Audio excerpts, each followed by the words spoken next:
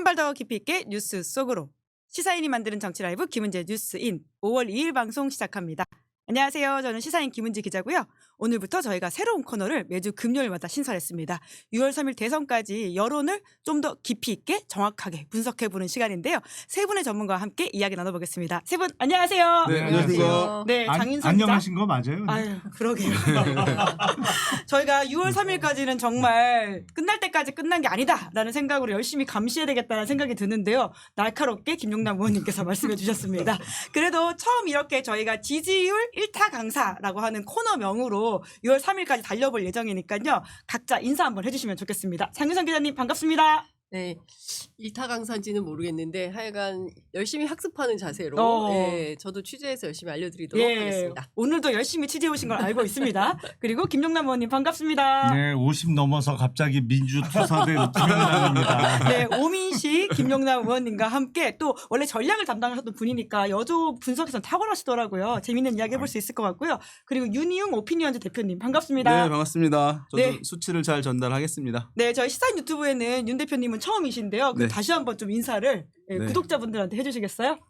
아. 네, 반갑습니다. 예전에는 제가 시사인 하고도 일도 많이 했었어요. 맞아요. 옛날에 예. 예, 주니어 때. 예, 지금은 시니어로서 또 연륜을 더해주시는 것으로 이 세 분의 조합을 굉장히 재밌게 저희도 기대하고 있는데요. 워낙 바쁘신 분들이다 보니까 저희가 방송 직전에 녹화로 편집 없이 내보내고 있다라는 양해 말씀도 좀 드리겠습니다. 근데 원래는 오늘 저희가 이제 매주 금요일에 한국갤럽 조사가 나오니까 그걸 중심으로 이야기해 보려고 했는데요. 지금 그게 반영이 전혀 되지 않은 어제자 사건이 있어서 아까 김용남 전 의원님 말씀처럼 안녕하지 못한 충격적인 우리가 이 대선을 제대로 치를 수 있느냐에 대한 걱정이 있는 상황인 것 같은데요. 거기에 대한 평가부터 좀 먼저 들어보고 싶습니다. 장 기자님 좀 예상하셨습니까? 전혀 예상 못했죠. 예. 전혀 예상 못했고 저는 또 현장 취재의 달인이기 때문에 어제 포천 그 현장에 갔어요. 그래서 어쨌든 후보 동선을 따라다니면서 이제 동선 르포 취재를 하는 것인데 미리 한 발 앞서 가서 동네에 실제로 그 주민들께서 이번 대선 어떻게 보시는지 뭐 이런 걸 여쭤보려고 했는데 느닷없이 파기환송 결정이 나는 바람에 시민들도 깜짝 놀라신 것 같고 그리고 저는 다 떠나서 대법원이 도대체 조희대 대법원장이 무슨 생각으로 느닷없이 이렇게 격하게 빠르게 기일을 잡아서 그것도 딱 9일 만에 두 차례 기일을 통해서 파기환송 결정을 했을까 그 의도가 뭘까 했는데 명백한 이건 대선 개입 말고는 해석이 안 된다라는 평가가 주를 이루는 것 같고요. 우리 역사에서 사법부가 이렇게 드러내놓고 적극적으로 선거에 선수로 뛰겠다라고 나온 것도 처음이기 때문에 저는 국민들께서 지금 정말 촉각을 곤두세우고 이번 대선 안심하고 치를 수 없겠다 이런 생각이 들었습니다. 네, 안녕하지 못하다란 취지의 인사를 해주셨던 오민식 김용남 의원님은 예상하셨습니까? 예상 못했죠. 사실은 너무 급하게 선거기일이 잡혔잖아요. 그래서 후보 등록 전에 그냥 깔끔하게 정리를 하려는 의미에서 이렇게 잡나? 왜냐하면 서울 고등에서 무죄를 받고 올라온 사건을 대법원에서 파기환송을 하려면 좀 대법관들이 사실은 이거는 1심 유죄, 2심 무죄 있잖아요. 하급심이지만 1심, 2심 이렇게 결론이 정반대로 난 사건은 대법원 올라왔을 때 이른바 심층 분석 사건입니다. 그렇죠. 예. 그러니까 이거는 좀 오래 자세히 들여다 봐야 되는 사건이에요. 통상적으로 1심과 2심 결론이 같이 올라온 사건보다 훨씬 오래 걸려요. 대법원에서 심리가. 근데 이거는 1심 유죄, 2심 무죄인데 선고기일을 바로 잡길래 참 이례적이긴 한데 항소심에서 무죄를 받고 올라왔으니 그리고 워낙 중요한 사건이니까 선관위 후보 등록 전에 그냥 클리어하려고 저렇게 하나보다 했는데 뜻하지 않게 파기환송을 보는 순간에 12월 3일 날 제가 졸업한 대학 출신이 내란을 일으켰잖아요. 요새 그 과가 문제가 많다는 소문이 있습니다. 진짜 별종 같은 사람이 완전히 이상한 짓을 해갖고 학교 명예를 실추시켰네. 그런데 어제 또 그러더라고. 네. 미치겠어요. 사실 어제만이 아니라 저희가 구속 취소 때도 굉장히 김용남 네. 전 의원님과 긴급하게 방송을 했던 기억이 있는데 모든 예상이 판판이 사법과 관련해서는 좀 어긋나고 있다. 아니 요새 그러니까 법조인들이 제일 많이 틀려요. 합리적인 왜냐하면 예측을 하시니까. 평소 어떻게 굴러갔는지를 알고 여태까지 어떻게 해왔는지를 알잖아. 예. 그걸 바탕으로 해서 예상을 하면 펀펀이 다 깨져. 다 틀려요. 뭐야 이거 변호사 자격을 반납해야 되는 거야. 뭐야 진짜. 합리적인 사람들이 그러니까 정말 살아가기 힘든 시절이라는 생각이 드는데요.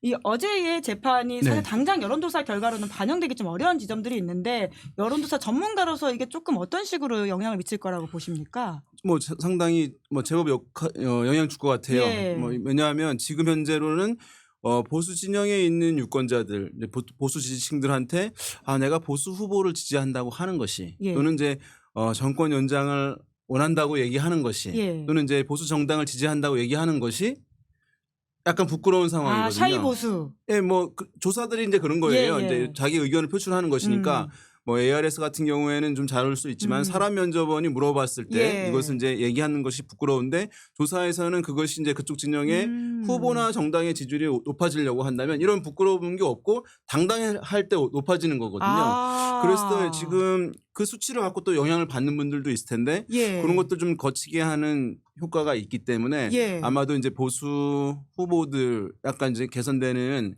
효과를 가져올 가능성은 이제 틀림없이 있어 보이긴 해요. 그게 이제 물론 반대로 모든 정치적 사건들은 이렇게 작용과 반작용이 있어가지고 예. 진보 성향층들 상당히 사실은 긴장도를 높여가지고 더욱 적극적으로 뭐 결집하게 한다는 이제 효과들도 있을 수 있는데 그러기에는 사실은 지금 이미 너무 높게 다 사실은 결집돼 있다. 야당의 이제 이재명 후보는 높이 결집이 돼 있는 상황이니까 예. 그것이 효과는 그렇게 크지 않을 수 있는 반면에 예. 지금은 이제 보수층 같은 경우는 거의 지금 허물어져 있는 상황이거든요. 오. 그것이 약간 복원되는 데는 영향을 줄 수 있을 텐데 문제는 이제 이거죠. 이게 앞으로 요 며칠 저간에 아마 이제 많은 이제 요걸 기미로 해서 예. 요것을 소재로 해서 많은 조사들이 나올 것 같아요. 예. 어떤 거냐 하면 이런 거죠. 자, 이제 이렇게 재판 결과가 나왔는데 그러면 이재명 후보가 출마해야 됩니까? 출마하지 말아야 됩니까? 그런 식의 여론을 뭐 조성하려는 이제 그런 게 여론조사.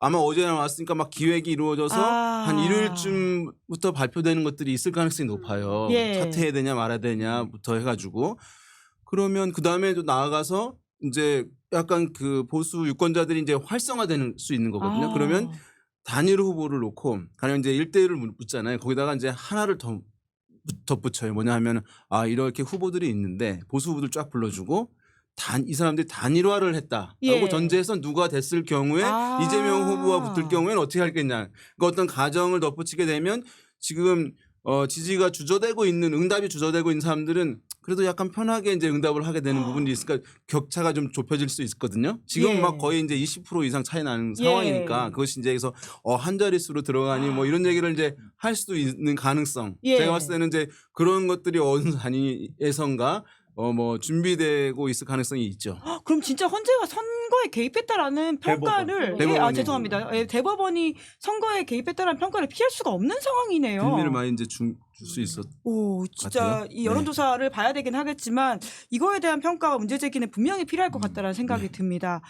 근데 또 하나 좀 짚어야 될 게 지금 어제부로 사람들이 걱정하는 게 만에 하나 파기한 송심이 빠르게 진행되어서 6월 3일 전에 후보자 자격을 박탈해서 소위 말하는 부전승이 일어나는 게 아니냐라는 두려움도 있거든요. 그걸 좀 한번 짚긴 해야 될 것 같은데 법조인인 지금 김용남 전 의원님은 어떻게 보세요? 매번 예상하면 틀려서 드릴 참 말씀은 허탈합니다. 없습니다만 예. 일단 법률적으로 말씀을 드리면 자 오늘 사건이 서울고등법원으로 되돌아갔어요. 이것도 이례적으로 정말 빨리 되는 겁니다. 이것도 정말 빠른 거예요. 왜냐하면 통상 빨라도 사나흘이에요. 와. 근데 이게 어제 대법원 선고나고 오늘 바로 갔잖아요. 그래서 지금 고등법원 사건 번호까지 부여가 됐고 아마 재판부 배당도 됐습니다. 예. 됐어요? 예. 진짜 빠른 거예요. 예. 지금 유력하다라고 하고 있는 거긴 아직 한데요. 배당은 안 됐죠. 근데 그러니까 가능성이 높다. 이제 형사 7부 부장 이재권 이렇게 나와 있긴 하죠. 그러니까 오늘 퇴근 시간 전까지 6시 전까지 배당이 될 수도 있을 것 같은데 재판부가 뭐 대단히 빠릅니다만 그럼에도 불구하고 이거는 법률심인 대법원이 아니고 사실심인 고등법원에서 하는 거기 때문에 피고인이 법정에 출석하는 공판이 적어도 한 번 이상은 열려야 됩니다. 예. 그러니까 그 얘기는 뭐냐면 재판부가 재판 날짜를 잡아서 피고인과 검찰 측에 통지를 해줘야 돼요. 예. 언제 재판할 테니 나오세요. 근데 지금 선거철이잖아요. 더군다나 5월 12일부터는 공식적인 선거운동 기간이에요. 예. 그러면 날짜를 만약에 5월 중으로 잡아서 통지를 했을 때 피고인이 그러니까 여기서는 이재명 후보가 되겠죠. 예. 피고인 측이 지금 선거운동 기간이다. 아니면 선거가 얼마 안 남았으니까 밀어달라. 재판 날짜를 한번 예. 바꿔주세요. 예. 라고 하면 이거를 안 받아줄 수는 어려워요.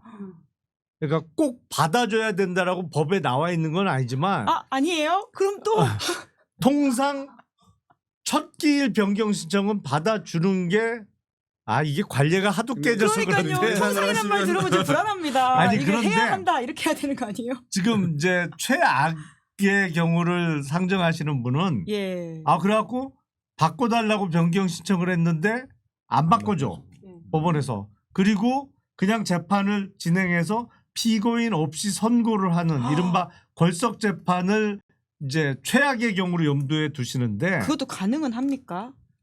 형사 걸석 재판? 사건에서도 피고인이 출석하지 않았을 때 선고를 하는 걸석 재판은 가능한데 오. 적어도 2회 이상 불출석해야 돼요. 예, 두 번 이상. 예.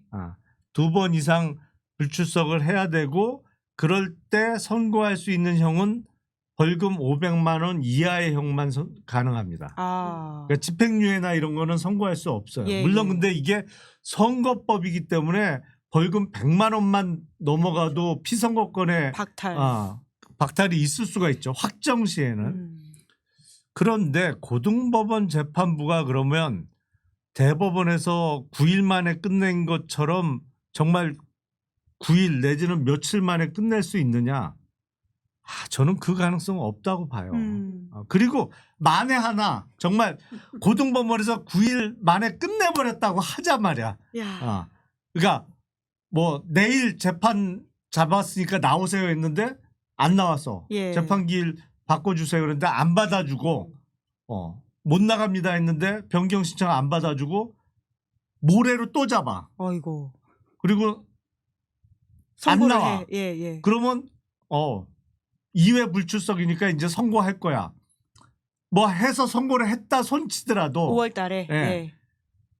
고등법원의 선고가 나면 일주일 이내 상고장을 제출할 수 있거든요. 예. 그러면 일찍 낼 필요가 없잖아요. 상고장을. 그러면 7일째 되는 날 상고장을 내면 벌써 일주일이 가고 예. 그러면 상고장이 들어오면 기록을 대법원에 다시 보냅니다. 예. 그럼 대법원에서 기록이 대법원에 접수가 됐으니 20일 이내에 상고 이유서를 내세요. 예. 라고 한단 말이에요.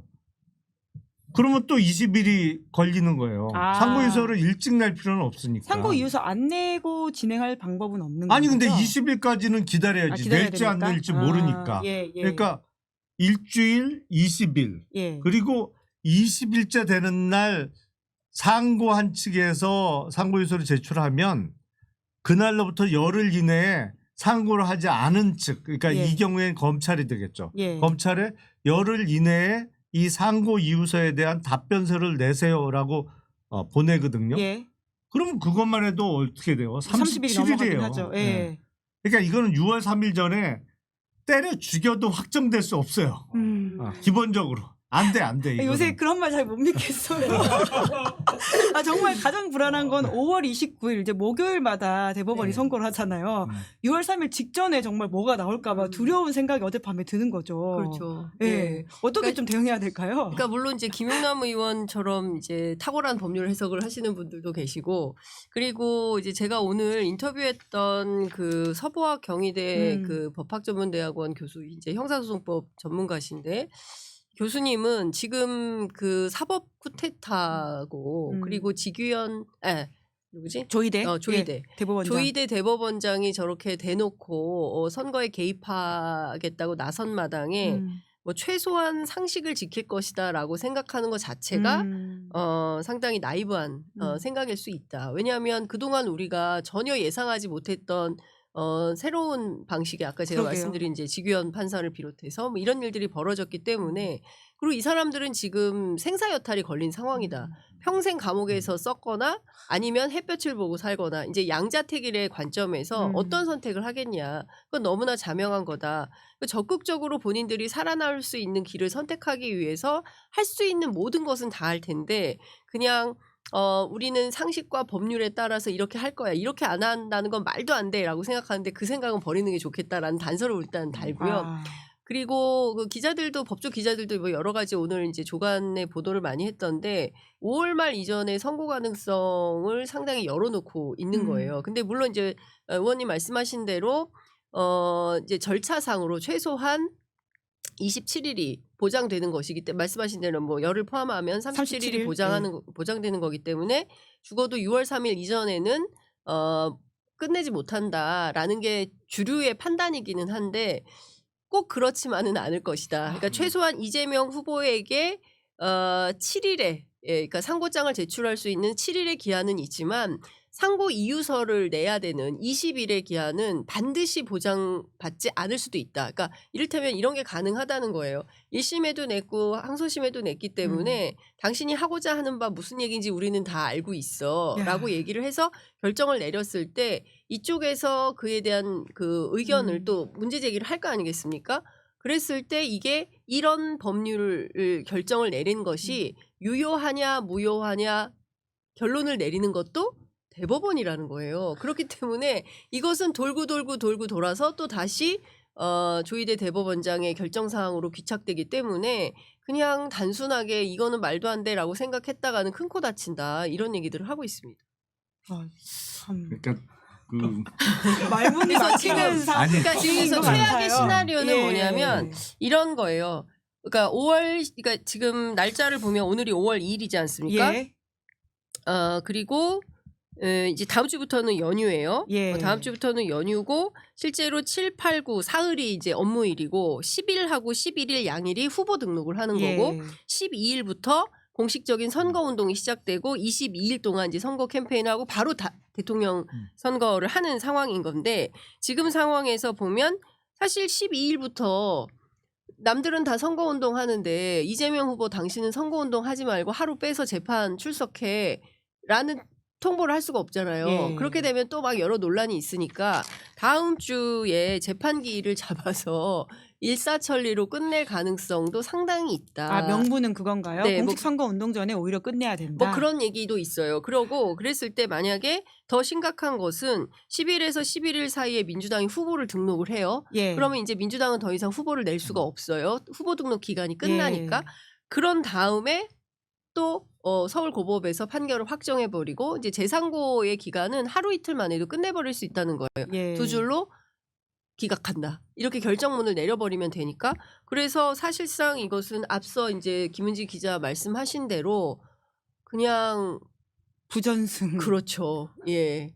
아니, 정말 그냥 뭐 무투표 당선 뭐 이런 개념으로도 선거판을 짜려고 하는 거 아니냐라는 우려도 나옵니다. 이게 그 뉴스에서만 보던 어디 남미나 아프리카 국가에서 이루어지는 선거 비슷하게 돌아가는 건데 그 정도 상황이 되면 사실 그렇잖아요. 이제 법원 판결도 그냥 한쪽은 아예 후보를 없애버리고 다른 한쪽만 사실상 그냥 법원의 결정으로 선거 결과를 확정시키는 효과가 나오는 건데 그렇게 되면 근데 이제 어제 판결이 워낙 충격적이라 뭐 이런저런 시나리오가 많이 나오고 있습니다만 사실은 어제 판결도 되돌아보면 대법원에서의 판결은 세 가지가 가능했어요. 하나는 상고 기각, 하나는 파기환송, 또 하나는 파기자판. 근데 파기자판은 사실 그렇게 한 예가 없고 더군다나 고등법원에서 항소심에서 무죄를 받고 올라왔기 때문에 대법원에서 하급심에서 유죄를 받고 올라온 거를 무죄로 파기자판하는 경우는 있습니다만 무죄를 바꾼 거를 유죄로 파기 재판을 하려면 형량을 정해야 되기 때문에 형량은 대법원의 기능이 없거든요. 예. 그래서 이거는 가능성 없다라고 그 전에 말씀을 드렸는데 중간에 이유를 읽는 기세는 저러다 파기 재판하겠다 그런 말씀 많이들 하시더라고요. 생각이 들 정도로 예. 아주 무서운 기세로 읽다가 결론은 파기 환송이었어요. 네. 그게 왜냐하면 이거는 물론 법률에 파기 재판 못한다라고는 나와 있지는 않아요. 예. 항소심 무죄 사건을 대법원에서 파기 재판은 할 수 없다라고 나와 있지는 않지만 논리적으로 상식적으로 이거는 안 되는 거였거든. 그러니까 이 파기 환송으로 결론이 났잖아요. 예. 그러니까 대법원장이나 대법관들이 아무리 무리를 하더라도 기본적으로 법률을 완전히 깨부실 수는 없습니다. 그렇기 때문에 이제 모 교수님이 얘기한 거는 완전히 법률을 깨부셔야 가능한 시나리오예요. 예. 그래서 그렇게는 못한다고 저는 생각합니다. 안 돼야 되는 상황일 텐데요. 근데 오늘 조선일보에 난 기사 보니까 한 법조인의 이야기를 이렇게 인용했더라고요. 이 후보의 사법 리스크는 유권자들이 판단할 몫으로 남겨둔 판결이라면서 법원이 선거에 개입하지 않겠다는 의지가 오히려 이번 판결에 담겼다라는 주장을 하고 있습니다. 참 재밌는 주장이네요. 예.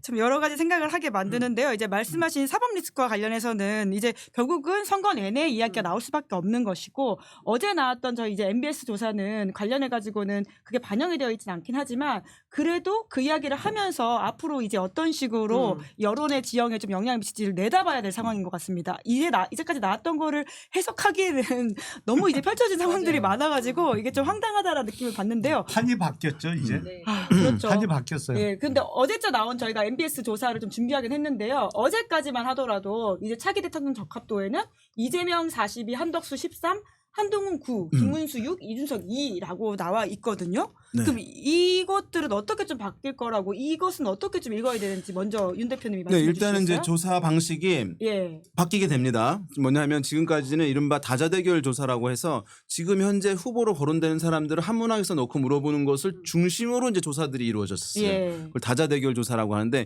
이제는 보수에서도 이제 후보들이 정해지면서 줄어들잖아요. 그래서 이제는 이제 봤을 때 3자 대결 조사 3자로? 중심으로 이루어지거나 아까 말씀드린 대로 이제 거기서 추려서 이제 양자 대결 조사 이 두 가지 방식 위주로 이제 전개될 것이라는 것을 말씀드릴 수가 있을 것 같고 지금 보시게 되면 이렇게 나왔는데 3자를 제가 준비했고요. 뭐 하나 그 맨 앞에 있던 거 하나 볼 수 있나요? 다시 아까 보여드릴까요? 투표 참여 의향이란 거 먼저 말씀드릴게요. 이게 사실은 아무렇지도 중요하지 않은 것처럼 보이긴 하지만은 이게 이제 중요합니다. 왜냐하면 지금 여기 보시게 되면은요, 우리가 물어보면 이렇게 되잖아요. 다 투표할 거라고 얘기를 해요. 그래서 그냥 조사에서는 투표 참여하지 않을 거야라고 한 사람들도 같이 나온 결과들이거든요. 근데 이제 여론조사는 그렇지만 선거 결과는 투표한 사람들만의 여론이니까 투표할 것이다라고 하는 사람들 중에 여론이 중요하고 근데 그것도 거짓말을 많이 하니까 꼭 투표할 것이다. 반드시 투표하겠다라는 거 한 것인데 여기서 중요한 게 뭐냐 하면 과연 이념 성향층별로 정당 지지층별로 내려볼까요? 투표 의지가 지금 어디가 높고 어디가 낮게 형성돼 있냐가 사실은 중요해요. 여기가 중요하다라는 말씀이시네요. 보시면 진보가 90% 나오잖아요. 그러면 보수는 84% 나오잖아요. 그러니까 이것이 이제 사실은 수치가 아주 큰 차이는 아닌데요. 되게 이게 차이 날 이유는 없거든요. 그리고 다른 조사들을 봐도 이런 흐름이 일관되게 나타나요. 그러니까 뭐냐 하면 오히려 지금 원래는 보수 성향층이 이제 연령이 좀 있으신 분들이 지지자들이시니까 그런 분들이 사실은 더 투표 의지가 높고 지금 여기 있죠. 여기 90. 90입니다. 그다음에 보수가 보수는 84. 6%포인트 차이가 나는 거니까 거예요. 좀 있네요. 이게 이제 이거 하나만 놓고 하면은 야 그거 하나 갖고 어떻게 단정하냐 했는데 다른 조사들에서도 이런 좀 나타나고 있으니까 의미부여할 수 있는데 그러니까 보수 정치에서 원래 높아요. 대체로. 원래 보수 유권자는 반드시 투표한다가 이것보다 더 높다. 네, 원래 통상. 일반적으로. 그런데 지금은 진보 성향층이 이제 이런 투표 의지가 더 강하게 형성돼 있다는 것을 이제 보여주고 있어요. 이렇게 되면 뭐냐면 똑같은 지지율 때는 투표 의지 높은 데가 이기는 거예요. 왜냐하면 그 사람들이 더 많이 나가가지고 한 표 한 표 했을 때 더 많아지는 것이니까. 그렇게 따지면 이 대구 경북도 재밌네요. 79니까 지금 이제 좀 낮네요. 낙담돼 있는 거예요. 이분들이. 그러니까 이게 이제 어제 일로 복원이 얼만큼 될 것이냐가 이제 앞으로 조사를 보실 때 바라봐야 할 포인트고 그래서 이제 이 조사를 보시게 되면은 아까 이제 적합도 같은 거 있었잖아요. 예, 적합도 거기서는 가볼까요? 전체 예. 결과를 보시는 가운데 예. 보시는 가운데 아까 테이블을 보시게 되면 예. 여기서 보면은 지금 잘렸는데 예, 어디로 원래 이 가볼까요? 밑에 이제 예. 반드시 투표하겠다 층에서의 결과들이 나오는 게 보도가 되는 것들이 있어요. 네. 그거를 이제 보시면 좋은데 여기서는 세부 데이터를 충분하게 안 보여줘서 안 나오고는 있어요. 예, 앞으로는 그러면 저희가 데이터를 볼 때는 다른 테이블에서는 반드시 있어요. 투표한다라고 하는 층에서. 것이 각 후보 지지율에 어떻게 영향을 미치는지를 한 같이 달 봐야 정도 된다. 들어갔을 때는 이제 그걸 봅니다. 아, 예, 예. 지금까지는 잘 안 그럼 나왔었지만 결국은 지금 이 국민의힘 경선뿐만 아니라 한덕수의 출마라고 하는 것이 보수 유권자들의 투표장을 가게 만드는 유인이 될 프로젝트라고 볼 수도 있는 건가요? 많은 분들이 이제 2007년하고 비교를 이제 하잖아요. 예. 2007년에 진보가 거의 붕괴된 상황에서 치러지고 이명박 투표. 예, 그러면 이때 정동영 후보와 이명박 후보가 대결을 했죠. 그런데 대거 이제 진보 성향층들이 투표장에 안 나갔어. 이제 격차가 워낙 컸던 것이죠. 그런데 이제 지금은 그런 비슷하니까 보수 성향층이 투표장에 대거 안 나가지 않겠냐는데 예. 아까 말씀드린 대로 어르신들은 투표장에 나가는 것에 대한 의미를 비가 오나 눈이 오나 이제 일관성을 좀 더 높게 보이는 분들이기 때문에 예. 사실은 그때랑 그렇게 양상은 나타나지는 않는다고 보여요. 물론 들나갈 분들이 있지만 가령 뭐 이제 20대 30대 젊은 층인 경우에는 뭐 예. 나가봤자 결과가 이제 달라질 수 없을 테니까 그럴 수는 있었고 봤지만 그때만큼 차이 나지는 않을 거라고 봤거든요. 네. 그래서 그러면 지금 이것도 재밌네요. 연령별로 지금 40대, 50대는 사실은 민주당 지지층이 많은데 네. 여기가 투표 7, 의지가 80대랑 투표 의지가 거의 똑같아요. 맞아요. 네, 붙어 있습니다. 그래서 이제 최근에 달라진 흐름이에요. 예, 진보 예. 성향층에서의 높은 투표 의지. 네. 그래서 요 흐름들이 간다고 한다면 뭐 진보 성향층이 이제 뭐 유리하게 작동할 수는 있는 것인데 어쨌든 지금은 이제 보수 성향층들이 이 한덕수 대행의 출마와 어제 이제 그 판결로 소위 말하는 인해서 이재명 리스크. 예, 네. 질 것 같은데 그래서 투표 의지가 좀 높지 않은 상황인데 이것이 이제 얼마만큼 높아지는 효과를 일정 부분 가져올 가능성이 있다고 보거든요. 그럼 진짜 법원이 정치한 거 맞네요. 플레이어로 이제 잘 네. 예, 재해석입니다. 우리 대표님은 여론을 분석하셔야 되니까. 예. 아니 이번 선거에는 정말 그 어떤 선거에서도 볼 수 없던 현상이 네. 절대로 선수로 뛰면 안 되는 사람들이 선수로 막 뛰고 있어. 대표적인 게 한덕수 전 네. 권한대행. 예. 아니 대통령 권한대행이 세상에 아무 명분도 없이 사퇴하고 바로 출마 선언하는 경우가 어디 있어요. 거기보다 더 말이 안 되는 게 법원이 선수로 뛰는 거지. 그건 정말 말도 안 되는 거지. 네. 그러니까 근데 그 말도 안 되는 일들이 현실로 벌어지기 때문에 국민들 사이에서는 이제 불신과 불안이 굉장히 커지는 것 같습니다. 예. 그러니까 그래도 지난 그 비상계엄 사태 이후에 우리 국민들의 노력으로 가까스로 이제 그 민주주의를 지켜가고 예. 있는 건데 이 복판에 갑자기 느닷없이 또 이재명 후보 아주 가장 유력한 후보에 대한 파기환송 결정이 나오면서 이 후보의 지위가 어떻게 될 것인가에 대한 굉장한 불안정성을 키워버린 게 법원이거든요. 그렇기 때문에 국민들 입장에서는 내가 찍는 저 후보가 혹여라도 사표가 되면 어떡하지? 이런 생각이 있을 수 있잖아요. 그런데 이런 생각은 어디서 많냐면 중도 표심에서 많은 거예요. 그러니까 적극적인 그 지지자들은 죽으나 사나 비가 오나 어쩌나 눈이 오나 무조건 태풍이 치나 무조건 가서 찍지만 중도에 계신 분들 특히 중도 보수에 있는 분들은 아유 뭐 내가 가서 찍는다고 한들 이거 뭐 당선되지도 못할 건데 찍지 말아야겠다라든가 투표장에 꼭 갈 필요는 없겠다라든가 이런 생각들을 하게 만드는 겁니다. 예. 그러니까 저는 이게 일종의 선거 전략 차원에서 진행되는 기획일 수도 있겠다. 이제 그런 측면에서 보자면 어제 3시에 예. 이례적으로 3시에 대법원에서 생중계를 했죠. 생중계를 예. 하지 않았습니까? 그리고 4시에 어제 아주 버라이어티 했어요. 그리고 4시에 그 한덕수 권한대행이 그만뒀죠. 예. 무슨 나라를 구하는 심정으로 그만뒀다고 하는데 안에 선수복 입고 있다가 심판복을 벗어버린 겁니다. 굉장히 야비한 선택인 거죠. 정말 누가 보더라도 이 엄청난 위기 속에서 딱 한 달만 선거 관리를 해주면 그리고 물러나면 되는 무려 76의 노인이세요. 그런데도 그걸 다 때려치고 야 내가 선수로 뛰겠어 이렇게 선언하고 나오는 이 모렴치한 상황에서 정말 기가 막힌 건데 그런데도 이제 보수 유권자들은 흔들릴 수 있는 거죠. 그러니까 저는 이제 이재명 후보가 최근에 중도 보수 전략을 세게 강화하면서 보수 쪽 인사들도 대거 영입을 하고 있고 한데 이 판 자체를 흔들려는 기도가 있다. 저는 그렇게 봅니다. 이제 민주당에서 이제 이 선거 전략을 이제 어떻게 할 것인가에 어제 일로 인해서 이제 고민은 좀 있을 수 있을 것 같아요. 지금까지 한다면은 이제 이런 거죠. 이제 이재명 후보가 이제 중도 뭐 실용 노선, 예. 그다음에 이제 중도 보수로의 확장론, 그러면서 통합과 경제 위주의 이제 강조 이런 흐름들로 이제 선거 캠페인이 경선 때부터 시작해 왔고 본선 들어서 더 강화된 거예요. 예. 이걸로 이제 가는데 지금 어제 이 상황에서 과연 이제 그러면 뭐 이른바 이제 내란 세력 심판론을 다시 더 부각할 것인가. 뭐 이런 이제 고민들. 그러면 이제 이게 사실은 후보가 얘기했던 통합 경제 이런 부분들이 또 가려지는 문제가 있거든요. 예. 그래서 이게 아마 좀 고민을 하고 그러면 결과적으로는 아마도 후보는 했던 모양새대로 그냥 가자. 하고 당이나 좀 외곽에서 이것에 대한 내란과 연결해서의 문제 제기들은 좀 가자. 뭐 이렇게 좀 타협돼서 가지 않을까라고 일단은 이제 좀 전망해 볼 수는 있을 아니, 것 같습니다. 어제 의총장에서 실제 네. 그런 논의가 있었어요? 상당히 있었다는 거고요. 그러니까 이런 것 같아요. 투트랙인 것 같아요. 후보는 후보대로 가자. 저는 사실 어제 현장에서 그 파기환송 결정이 나자마자 기자들이 막 우후죽순 몰려가가지고 그 민주당 관계자한테 물어본 게 여기 후보 오는 거 맞냐. 다 지금 뭐 포천까지 왔는데 비는 오죠. 예. 비는 주룩주룩 오지. 장비는 다 끌고 왔지. 후보 오는 거냐 안 오는 거냐 이 질문이 계속 있었어요. 그랬더니 이제 담당자가 후보 온다. 흔들리지 않고 그냥 후보는 후보 동선대로 간다. 이제 이런 건데 국회 안에서는 입장이 조금 갈리는 것 같았어요. 그러니까 후보는 후보대로 선거를 뛰고 캠페인은 하되 국회에서 해야 될 일은 확실히 해야 된다. 그래서 오늘도 아마 국회 법사위 열어가지고 네. 법원 행정처장 오라고 했고 관련된 논의를 하는 걸로 알고 있는데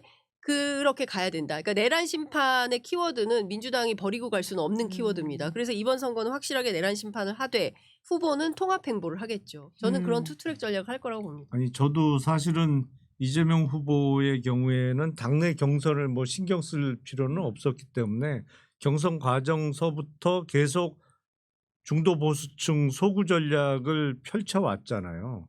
근데 어제 대법원 선고로 인해서 이게 방향이 바뀌거나 뭐 그 전략 말고 다시 적극 지지층을 규합하는 식으로 바뀌면 오히려 상대방의 전략에 말려드는 거라고 저는 생각해요. 하던 대로 해야 돼요. 예. 지금처럼 하던 대로 하는 거고 물론 이제 민주당 내에 있는 원내 의원들이 이른바 어제 대법원 선고 이후에 강경파의 목소리가 더 커지고 뭐 더 강한 조치 목소리가 나오는 거는 알겠는데 자칫 잘못하면 이거 말린다. 그래서 저는 제가 장담하건대 절대로 6월 3일 전까지 이 선거법이 확정될 일은 없습니다. 의원님 장담이 많이 틀렸어요. 다만 뭐 대체적으로 그래도 탄핵은 맞췄잖아요. 전원일치로 탄핵될 8대0. 거라고 네, 그건 맞췄잖아요. 네. 대체적으로 봐서는 어쨌든 어제 부분이 이제 보수층들 이렇게 이제 좀 약간 이제 활성화 시키는데 복원하는데 이제 기여를 할 것으로 보고 그렇지만 이것이 전체적인 선거 구도 지금의 이제 이루어진 구도 자체를 뭐 뒤바꿀 정도로 갈 것이냐에 대해서는 대체적으로 대부분 이제 회의적으로 보기는 합니다. 그래서 다만 이제 격차는 좁혀질 것이다. 나머지는 그럼 어떻게 이제 캠페인의 역량인 것이죠. 그래서 일단은 영향을 받되 하지만 뭐 이것이 이제 근본적으로 뒤집어지는 그런 상황으로 이것이 연결된다거나 보기는 아직 그것은 무리다라고 보시는 게 지금 현재는 네네. 합리적일 것 같아요. 예. 지금 이제 3자고도 아까 봤잖아요. 예. 근데 이제 3명의 후보 김문수, 한동훈, 한덕수 봤을 때 한덕수 후보가 3자고도에서 제일 높아요. 유일하게 예. 30%대. 예, 지금 예. 이제 MBS 기준이긴 MBS 합니다. 기준, 여기 이조사 보면 이제 기준이죠. 46, 31, 6이 예. 나와 있고요. 다른 후보들 같은 경우는 다른 후보 20%대예요. 보여드릴까요? 김문수 예. 25, 한동훈 24. 예, 그러니까 한동훈은 24 그리고 이것도 이제 웃긴 김문수 25. 문제가 뭐냐면은 정당의 대표를 전제하고 물어보는 거잖아요. 예. 근데 정당 지지율보다도 한참 적은 지지율을 보이는 거예요. 정당 지지율이라는 것은 그 후보가 그 당의 대표로 나왔다고 한다면 기본적으로 이제 갖고 나와야 밑에 깔고 가는 것이거든요. 예. 그러니까 그 이상 나오는 것이 이제 일반적인데 지금은 그렇지 않은 모습을 보여주고 있으니까 국민의힘 지지자들이 지금 후보에 따라서 지지 표출을 할지 말지 이것도 갈리고 있는 거라는 것을 보여주고 있어요. 예, 예. 근데 어차피 이제 한덕수 대행이 나오게 되면 약간 그 개선되는 부분들이 이제 있는 거죠. 이제 지금 보면은 30%대가 나오고 있는 것이니까 올라가니까. 예. 그러면은 이제 여기서 좀 올라가면 예. 이제 그 이준석 합치고 뭐 하면은 한 자릿수가 나올 수 있는 부분이 있어요. 아, 가능성이 격차가 줄어든다. 예, 예, 이제 예. 두 사람이 단일화를 했다고 전제할 경우에 예. 하면은 이제 이재명 후보와의 이제 한 자릿수 격차. 예. 이렇게 그러면 이제 사람들 보도가 그것이 세게 될 거 아니에요. 그럼 사람들 기억을 그거를 이제 강하게 이제 할 가능성이 있는 거예요. 지금 이길 수 있다는. 예, 3자로 됐을 때 격차가 워낙 크니까 이걸 기억하기보다는 그것이 이제 캠페인의 동력으로 또 활용하려고 하는 흐름들이 이제 기존에도 있어 왔고 예, 예. 그것이 이제 앞으로 뭐 치열하게 이루어질 것 같아요. 인식의 싸움이니까. 아니 그 한덕수 이제 후보라고 불러야겠죠. 출마 네. 선언을 예, 했으니까. 예비 후보죠. 예. 한덕수 후보가 얼마나 말도 안 되는 짓을 했냐면 책 나왔다는 거 아니에요. 책 냈어요. 이제 한덕수. 네, 바로 냈더라고요. 아니 그럼 준비를 언제부터 한 거야? 그럼 총리로 있으면서 준비한 거잖아요. 선거법 위반 아니에요? 선거법 위반이죠. 공직선거법 위반이지. 예. 그리고 밑에서 뭐 유튜브 채널도 며칠 전에 개설했다고 그러더라고요. 그리고 한덕수 그 후보의 사택, 예. 개인 주택이 여기 가까워요. 신문로에 있어요. 예, 그렇죠. 어제 저녁에 쓱 가봤어요. 오, 현장 취재.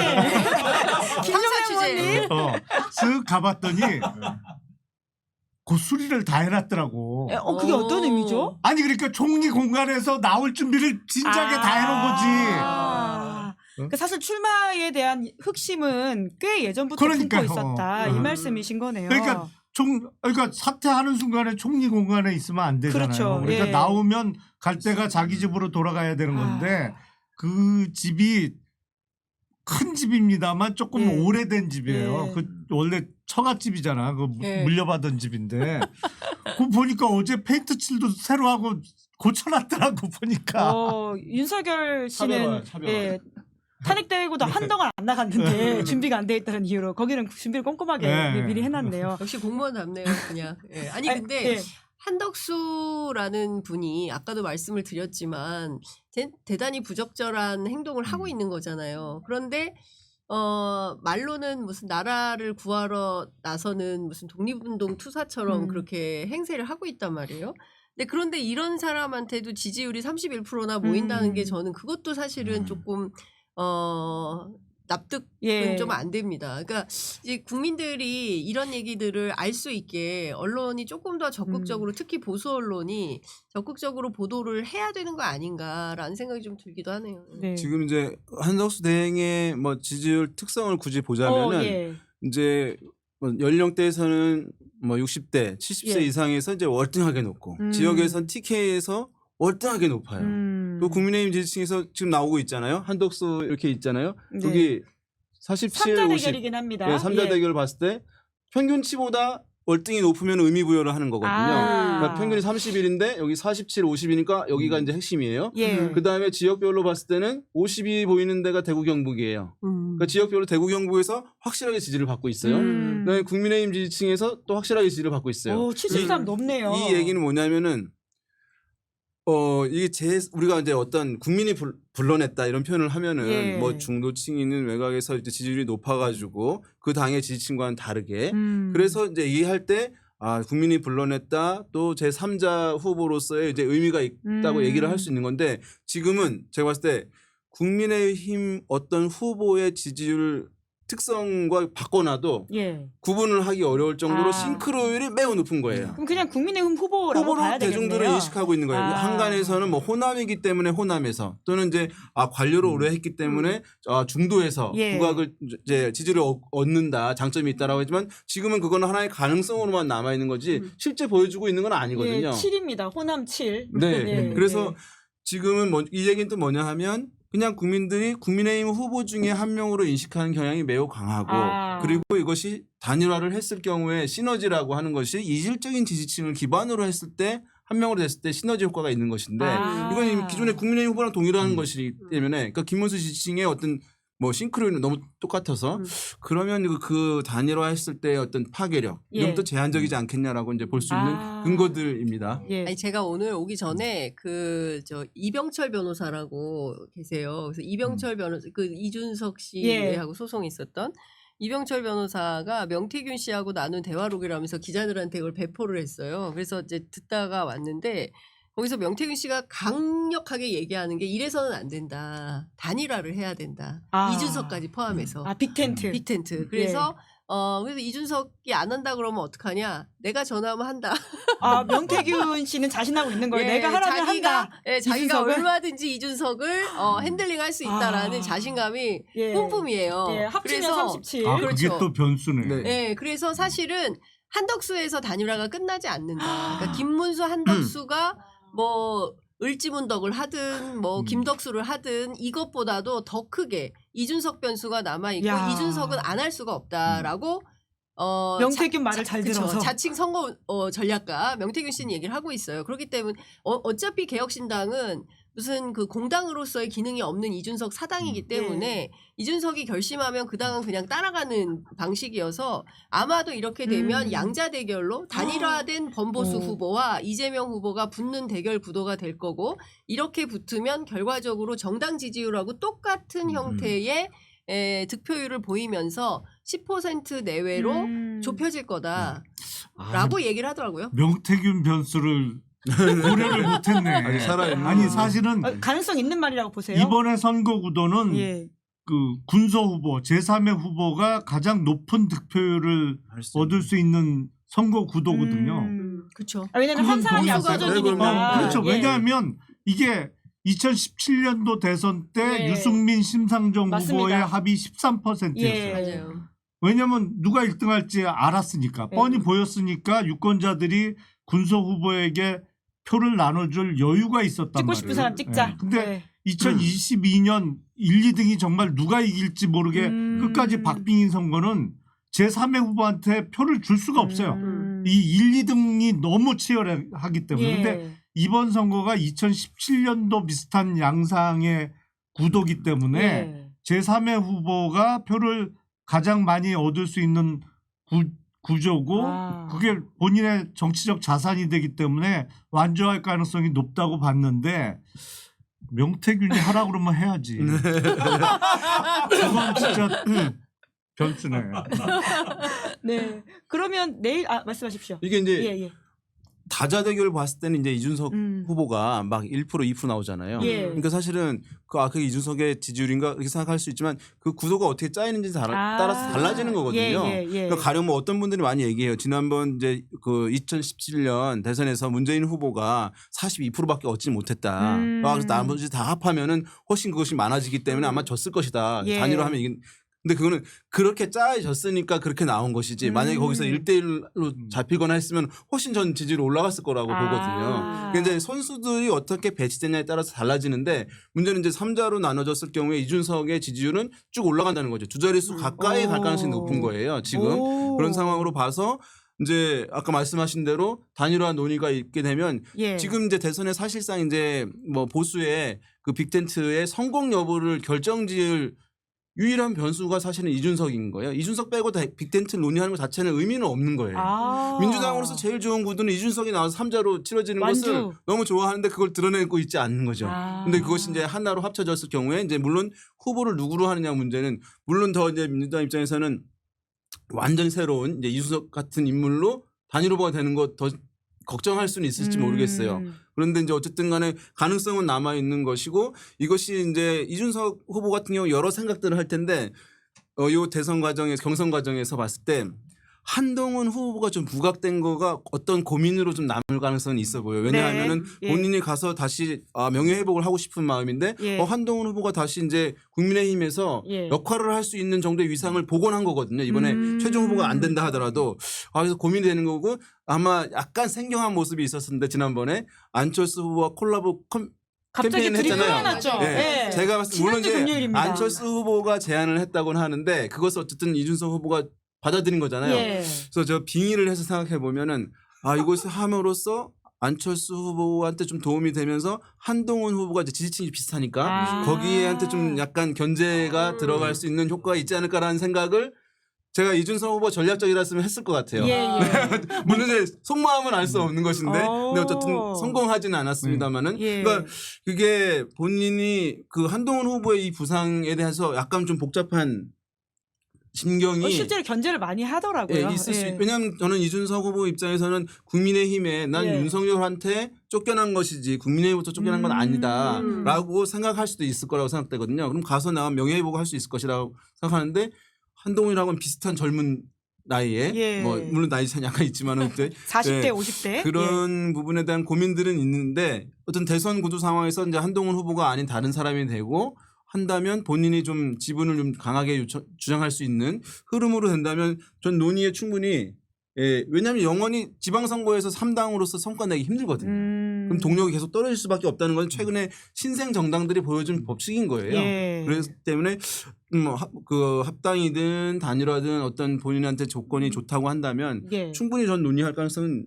남아 있다고 보는 게 합리적이에요. 근데 말로는 끊임없이 본인에게 단일화는 없다라고 하는데 이거는 레토릭에 불과한 것이고 현실론에 딱 들어가면 이거는 합치지 않고는 불가하다. 그런 선택을 할 거다라고 얘기를 하더라고요. 선거 구도만 보면 끝까지 완주해야 되는 선거 예. 구도인데 예, 지금 다른 실제로 변수가 있네요. 말씀해주셨던 3자 구도에서의 한동훈과 이준석이 2030에서는 네. 두 자릿수를 비슷하게 하잖아요. 10번대로 10%대로 나오고 있다 이런 말씀을 드릴 수 있을 것 같은데요.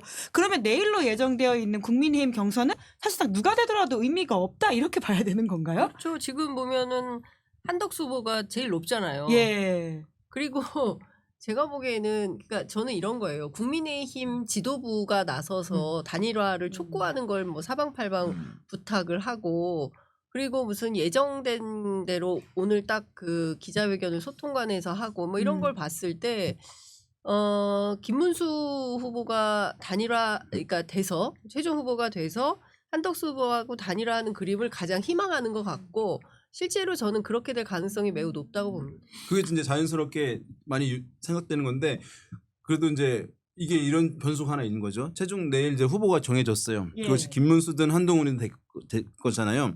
근데 이제 단일화를 물론 이제 그 후보 등 전에 이제 해야 된다는 얘기들은 있는데 네. 어쨌든 자기 후보가 됐으니까 굉장히 뻗팅기면서 이제 하지 않을 듯한 인상들을 주고 그러는 사이에 언론에서는 한덕수 후보에 대한 검증이 이제 막 들어가면서 들어가죠. 뭐가 예. 터지고 하면서 이제 김이 빠지는 걸 기대하는 게 국민의힘에 내일 선출되는 후보는 가장 좋은 시나리오인 거예요. 시간 끌기. 예. 시간을 끌면서 검증되면서 뭔가 이제 거품이 빠지는 거. 그러니까 그런 부분이 얼마나 정교하게 기획이 실행되어서 효과를 가져오느냐. 예. 이 부분이 이제 사실 남은 기간에 봐야 할 핵심 포인트라고 할 수가 있을 것 같아요. 근데 네. 지금 예상은 한동훈 후보가 만약에 최종적인 당의 후보가 되면 단일화에 응하지 않을 가능성이 높다. 그리고 김문수 후보가 되면 단일화를 할 거다. 이렇게 예상을 하는데 최근에 보면 김문수 캠프에 초기부터 들어가 있던 김재원 전 의원이 예. 반복적으로 이야기를 하고 있어요. 단일화의 가능성을 거의 부정하는 그 언급을 계속 하고 예, 있거든요. 그 싸움 났다 이런 소문이 있더라고요. 그 이제 안에서 의견이 많이 안 그러니까 일치한다. 사실은 속내지 그게. 예. 아니 누구나 국민의힘의 최종 후보가 되면 칼자루는 그 사람이 잡는 거예요. 당무 우선권을. 예. 아니 그리고 한덕수 후보는 무소속이잖아요. 여차해서 단일화를 안 해버리면 국민의힘은 그래도 당의 돈으로 대선을 끝까지 완주할 수 있지만 한덕수 총리는 완주가 불가능해요. 아무리 그 부자 처갓집을 뒀지만 530억 넘는 선거 비용을 어떻게 조달을 그렇죠. 해 무소속 예. 후보가. 그러니까 칼자루는 국힘 후보가 잡는 거예요. 그러니까 김문수 후보가 지금은 단일화에 매우 오픈되어 있는 스탠스를 취하고 있지만 김재원 전 의원이 그 얘기한 거에 의하면 저게 속내 아닐까? 이런 생각도 좀 예. 들어요. 무슨 후보들이 누가 자기가 어렵게 경선을 그렇죠. 통과했는데 예. 넘겨주겠다는 사람이 어디 있겠어요. 아니 그리고 다 기타금만 3억씩 냈는데 여기는 한 푼도 안 내고 부전승으로 올라오는 거잖아요. 한덕수 후보는. 네. 그런 얌체가 어딨어. 이 부전승이라고 하니까 또 다시 지금 이 상황이 떠오르면서 아니 근데 저는 국민의힘 내부 분위기가 전 상식적으로 납득하기는 어렵습니다. 그래서 자신들이 말씀하신 대로 기타금 3억씩 돈을 쓰면서 여기까지 올라왔는데 모두 한덕수만 바라보면서 한덕수로 단일화 합시다. 그래야 우리가 산다. 뭐 이제 이런 그 스탠스를 취하고 있는 거잖아요. 그러니까 싸워보지도 않고 그냥 한덕수 밀기를 하는 거예요. 그러니까 최소한 뭔가 일이라도 해보고 이게 되는지 안 되는지 가늠이라도 해야 되는데 예. 그게 아니라 덮어놓고 한덕수로 가자라고 하는 것은 어찌됐든 저는 윤심이 일정 정도 여전히 영향력을 발휘하고 있는 것이고 일각에서 막 얘기하는 검찰 캐비넷 뭐 이런 얘기들 하잖아요. 그런 것들도 여전히 유효하구나라는 생각을 하는 겁니까? 그러니까 나경원 의원 같은 경우 보면 도무지 납득할 수 없는데 막 한남동 앞에 가가지고 집회하고 막 결국은 사위의 컷오프에 들지도 못하고 예. 탈락하고 그럼에도 끊임없이 친윤에 구애하는 모습을 보면 이 사람들이 갖고 있는 개인의 어떤 사법 리스크나 이런 것들이 끝내는 검찰 권력에 이끌려갈 수밖에 없는 이런 상황을 만드는 거 아닌가 싶고 저는 끝내는 한덕수로 단일화 가능성이 제일 높다고 생각해요. 예.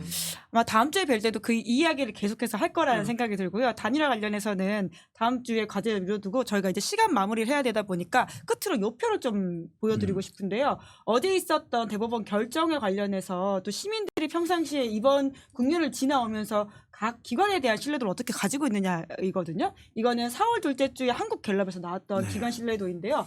헌법재판소가 61%로 가장 높고요. 법원은 46대 44. 불신과 신뢰가 거의 붙어 있습니다. 그리고 검찰은 가장 낮죠. 25% 신뢰한다. 그 결정적인 게 지귀현 판사의 네. 구속 취소 결정이 결정타였다고 생각합니다. 그 전까지만 하더라도 그래도 우리가 법은 최후의 보루기 때문에 법원 결정은 존중해야 된다. 그리고 법원 결정에 대해서 가타부타 말하는 것 자체가 불경스러운 것으로 이렇게 이제 취급이 됐었는데 지규현 판사가 너무 기괴한 결정을 해버린 거예요. 그리고 71년 사법 역사에서 처음으로 시간으로 계산을 해서 그것도 내란 수괴, 내란 우두머리인 윤석열 피고인을 풀어준 겁니다. 그러니까 그렇기 때문에 국민들은 와 저런 결정을 하네. 그리고 법은 만인의 평등하다고 했는데 그 무슨 소리야. 노회찬 대표 말대로 10,000명한테만 평등하다더니 이번에는 급기야 1명한테만 평등한 그런 결정을 내린 거 아니냐. 저는 이래서 법원 스스로 국민적 불신을 초래한 측면이 매우 크다. 반면 헌법재판소 같은 경우에는 4월 4일에 그 결정문이 나왔는데 그 결정문 자체가 굉장히 아름다운 언어로 되어 있다. 그리고 누가 보더라도 대한민국의 민주주의가 이렇게 가는 게 맞지라고 상식적으로 합의할 수 있는 수준에서의 글이 나온 거 아니겠습니까? 그래서 그걸 또 재빠르게 책으로 만들어서 베스트셀러 2위까지 올라간 거잖아요. 그러니까 저는 이게 민심이라고 생각을 합니다. 네. 아니, 마무리로 말씀해 주시겠어요? 아니 법원은 신뢰 불신뢰가 46대 44인데 검찰은 2배 반 이상 차이. 네, 검찰은 아예 검찰은 처참한 논외로 해야 되는 못 상황이에요. 믿겠다가 63, 신뢰한다가 25. 예. 저 정도면 저거 문 닫아야 되는 거거든요. 어디보다도 낮잖아요 지금. 그 정도면 국회랑 좀 비슷할 것 같아요. 국회 낮은데 국회 요새 많이 올라갔던데 신뢰도가. 네. 더 높을 수도 있겠네 지금. 네. 네. 한번 아니 근데 저거 여차하면 법원이 깨겠는데 저기로. 거기서는 검찰 그럴 수 신뢰도를 법원이 깰 수도 있다. 법원은 정말 무섭게 이 사안들을 좀 들어야 될 것 같고요. 오늘 처음 여론조사와 관련돼 있는 이분들 지지율 일타 강사님들의 말씀을 들었는데 정말 시간 가는 줄 모르고 재밌게 들어서 여론의 지형들도 확인해보고 또 지금 사안의 중대성들도 체크해봤던 것 같습니다. 다음 주가 너무 기대되고요. 오늘은 여기까지 하겠습니다. 세 분 수고 많으셨습니다. 감사합니다. 감사합니다. 네, 5월 1일 김은지의 뉴스는 여기까지 하고요. 오늘 방송 재밌게 보셨다면 구독, 좋아요, 알림 설정 부탁드리겠습니다. 고맙습니다. 시사인이 만드는 정치 라이브 김은지의 뉴스인 매주 월요일부터 목요일까지 오후 5시에 생방송됩니다. 구독, 좋아요, 알림 설정으로 함께해 주시면 큰 응원과 격려가 됩니다.